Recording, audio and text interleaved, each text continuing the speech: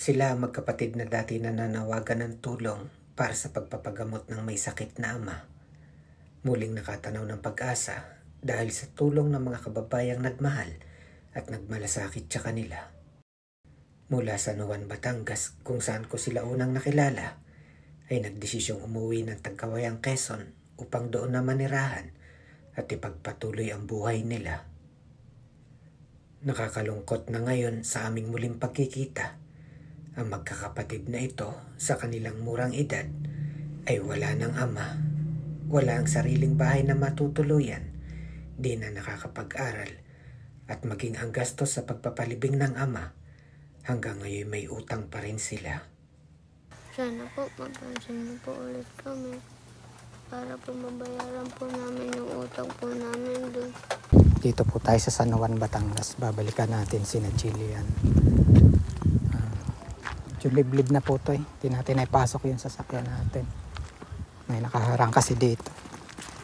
Pinahirapan tayo pagpasok. Baba kasi yung sasakyan natin.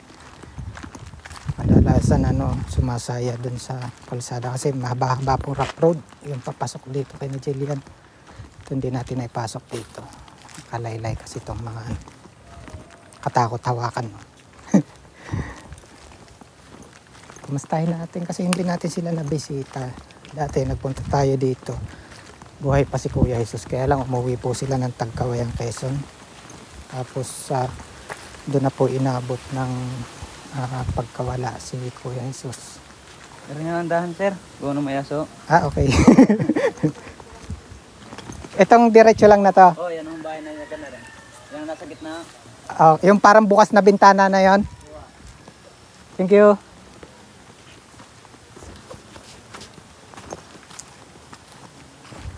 Andito na pala. Kasi dati dun sila nakatira eh. Yung dinaanan natin eh. Tuloy wala talaga silang sariling bahay. Ito ang alam ko na pansamantala nakikitira daw sila sa kanilang sa mama sa lola ni Jillian.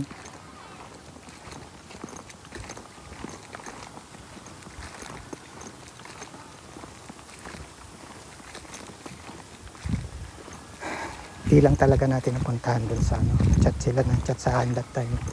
Kaya lang masyado po talagang malayo ang Tagkawayang, Quezon. Hindi ko sila napasyalan hanggang sa totaling nawala na nga po yung tatay ng mga bata, si Kuya Jesus. So, andito na sila sa Batangas. Subukan natin pasyalan, kumustahin. Ay, hello! Ito na ba yung simbunso nyo? Ano nga pangalan? Joshua po. Ba't kalbo na ikaw, Joshua? Hello? Ikaw si?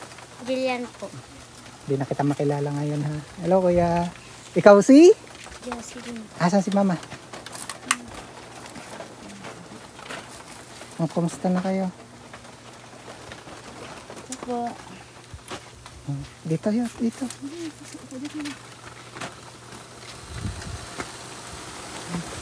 Parang nananaba ka kayo ngayon mama ha. Sana si Joshua? Sino kumalbo sa'yo? Si mama. Ba't kayo ba'y magkakagalit? Ang lalayo nyo. Ay, kumusta ka na, Jocelyn? Ayos lang po. Kilian? Ayos lang din po. Kumusta kayo dito? Ayos lang po. Kaninong bahay yung tinitira nyo? Ay, hello, nanay. Bahay ni ni Lola. Pasensya na kayo ha, hindi ko kayo mapuntahan sa sa Tagkawayang, Quezon kasi masyadong malayo. Kumusta kayo ngayon? Ay, naman po. Ayos naman po, nakakakain mo po. Kaso lang walang trabaho. Nahihiyahan po ako dyan. Nakikitisan lang po. Sa ngayon, nakikitira kayo kay nanay. Opo. Kasi sila naman, dati pa wala naman kayong bahay. Opo, wala po. Yung dati kung saan ko kayo unang pinuntahan, nakikitira din. So ngayong wala na si papa nyo, pansamantala, narito kayo kay mama. Kay mama po. Kumusta ba yung pasensya na talaga. Gano'n na ba katagal na wala si Kuya Jesus? Isang buwan na po, nung 24. Kumusta ba yung buhay niya doon nung kayo pumunta ng Quezon? Lalo pong naghihirap. Hindi makapatrabaho. Hindi nakapasok yung mga bata. Siya po, nagpilit magtrabaho. Si Kuya Jesus? Opo. Di ba pumunta kayo doon, may sakit siya? Opo. Nagpilit lang po siya magtrabaho para may makain kami. Anong ginawa niyang trabaho? Naghahakot ho ng buhangin. Yung kalagayan niya na yan? Nag-ano siya, nagtrabaho po sa Maynila. 3 araw lang, bumalik at hindi ko kaya. Yun, lumala ako lalo ang sakit niya. Ibig sabihin, umuwi kayo ng Tagkawayang Quezon, nagtrabaho siya sa Maynila, kahit gano'n ang kalagayan. Opo. Kaya lang, 3 araw lang, Opo. bumalik na. Hindi niya nga po kaya. Ba't parang ang bilis? Biglang nabalitaan ko na lang wala na si papa niya. Ano ba nangyari? Ano po siya, nahirapan na pong huminga. Yung sakit niya po hindi na kinaya at kulang na kulang daw sa dugo. Natalo na ho ng puti. Tapos na nakauwi na kayo doon, nahirapan na sa pagpapagamot. Opo.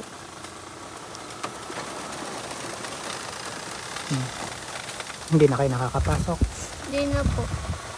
Simula nung school year na to, hindi na nakapasok ang mga bata. Hindi. Hindi na kayo nakapag-enroll. Totaling hindi na. Hindi na po. Bakit hindi na kayo nakapasok? Kasi po, walang trabaho si Papa at saka si Mama. Gaano ba kahirap yung buhay niya dun sa Quezon? Mahirap talaga. Opo. Dumating ba sa sitwasyon na nandun kayo kahit pagkain nahihirapan kayo? Anong ginagawa niyo doon? Naghanap buhay po kami doon. Anong hanap buhay ang ginagawa niyo? Mga bata pa kayo. Yung ano po, pagbibinta ng walis. Ayun yung ano, di ba dati sabi naggagawa kayo ng balis tingting. Kasi binibenta nyo. Nakakamagkano naman? Minsan po, nasa 250 po. Pinapamili po namin ng bigas yun. Para lang po makakain kami. Nung si Kuya Jesus ba'y nawala, saan siya inabot? Sa ospital, sa bahay? Sa ospital po. Nadala pa po siya sa ospital. Parang nung bagyo yun, di ba? Opo. Bagyong Christine. Opo. Nadala pa po sa ospital siya. Doon na po siya inabot. Eh, kumusta naman yung ano, yung pagpapalibing sa kanya? Ayun po, may kulang pa po kami. Kulang saan? Doon po sa kabaong na inanuhan niya po. Kanino kayo may utang? Doon po sa... Sa punerarya? Opo. Magkano kulang nyo? 5,000 po. Hanggang ngayon hindi nyo pa nabayaran. Tinatawagan na nga po ako. Parang 1 buwan na, di ba? Kumusta kayo mga bata ngayon? Wala na si Papa. Alas lang po. Gusto nyo mag-aral uli? Opo. Paano magiging teacher niyan? Taas mo anak ang damit, Jocelyn. Paano magiging teacher? Malapit na ang Christmas. Anong wish ng Jocelyn na yan? Ano po, Sana makapasok uli. Ano? Hello, Joshua. Paano yung mga pangangailangan nyo rito? Hindi ka kamo nakakapagtrabaho. Ano po, kay mama po. Kay mama lang po kami nag-ano. Wala pa akong trabaho. Lahat kay mama. Opo. Nakikitira kayo kay mama.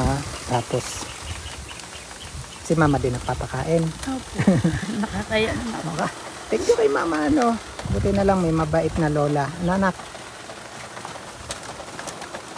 Eh kung sakali ba'y anong hanap buhay yung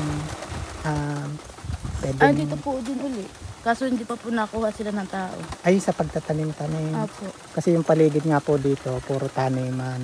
So, kung sakasakali, mamamasukan ka uli. Opo. Yung parang ano, arawan ba yun? Opo, arawan. Kaya lang sa ngayon wala pa talaga. Wala pa po. Kayo ba'y kumain na? Opo, kakakain lang po namin. No, anong ulam niyo, Jocelyn? pabo. Pabo? Ano yung Gulay. pabo? Gulay po. Gulay po tsaka yung pinatay po nilang nun pabo. Pabo nga. Medyo maingay lang yung ating background. Kawayan. Kawayan. Pero maliwalas dito, ano. Basta, nakikiramay ako, anak, ha. Pasensya na talaga at nung nawala si Papa sa sobrang layo nyo, hindi ko kayo mapuntahan. Pero sa pagkakataong ito, babaka sakali naman tayo, baka meron uling makapansin sa inyo, ano. Bagamat wala na si Papa, yun nga, tulad nga na sabi mo, di ba, kahit yung pagkawala niya, may naiwan pa rin kayong utang. Opo. Sa puneraria mismo, Opo. nagkakahalaga ng 5,000. Opo. So, baka sakali naman sa pagkakataong ito, hindi ko man kayo mapuntahan noon, baka may makatulong ulit. Jillian, kung may gusto kayong sabihin sa kanila ngayon, anong gusto mong sabihin? Sana po mapansin niyo po ulit kami para po mabayaran po namin yung utang po namin doon. Sana matulungan din kayo dito, ano. Gaano ba kahirap yung sitwasyon nyo ngayon? Wala kayong bahay. Unang-una, nawala na si Papa. Tapos wala na kayong bahay. Wala pang trabaho si Mama. Gaano kahirap yung sitwasyon nyo? Mahirap po. Kasi, di ba? Si Mama ba, ano pinagkikitaan ni Mama? Ni Lola ng mga bata? Doon po sa gulayan, nagtatrabaho. Taniman sa tani. Parang ikaw din kung sakasakali. Opo. So, medyo mabigat nga, ano. Ang dami, 4 kayo na nandito ngayon kay Lola. Tsaka sana makabalik sa pag-aaral. Ano, Jocelyn, Jillian, para maging teacher. Anong pakiramdam mo nung kayo yung mga bata? Alam ko talagang gustong-gusto nyo makatapos. Anong pakiramdam nyo nung hindi na kayo makapasok ulit? Imik, ano daw pakiramdam?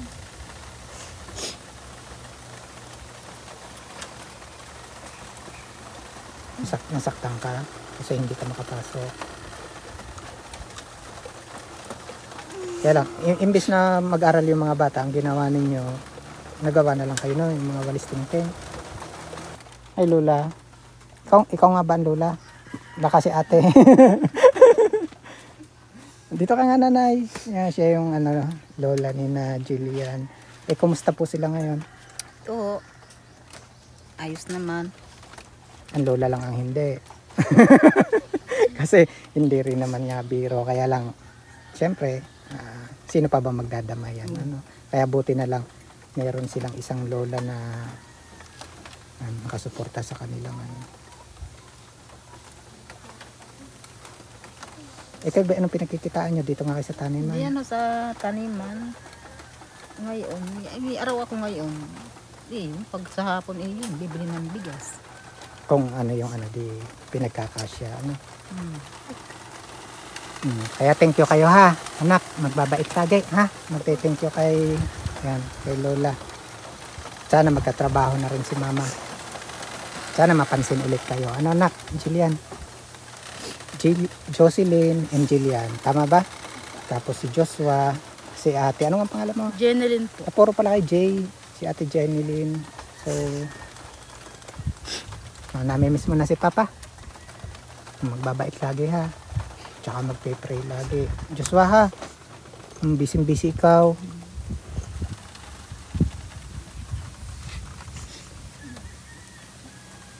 Magpe-pray ulit kayo. Sana mapansin, ha. Kasi, di ba? Jocelyn, si Kuya Benji, wala naman talaga ako naitutulong, ha. Yung mga kababayan natin, sana mapansin ulit kayo. Matulungan ulit sa inyong kalagayan. Sana makapasok na ulit sa pasukan. Jocelyn, ano nga gusto mo ulit? Maging teacher. Si Jillian, ganun din. Maging teacher. Si Joshua, maging sundalo. Magpipray, Sana may makapansin ulit sa inyo, matulungan kayo ulit, makapag-aral ulit. Ha, ate? Opo. Sa ngayon, talagang totally walang-wala. Si Kuya Benji, walang-wala din. Basta, ha, wala naman yung kaya sana may makapansin ulit sa inyo. Tapos, pansamantala, ito ulit. Nagpadala sa akin si Ma'am Charity ng panggas. Sa inyo na. Bahala na ulit si God sa akin. Maraming salamat kay Ma'am Charity. Thank you po.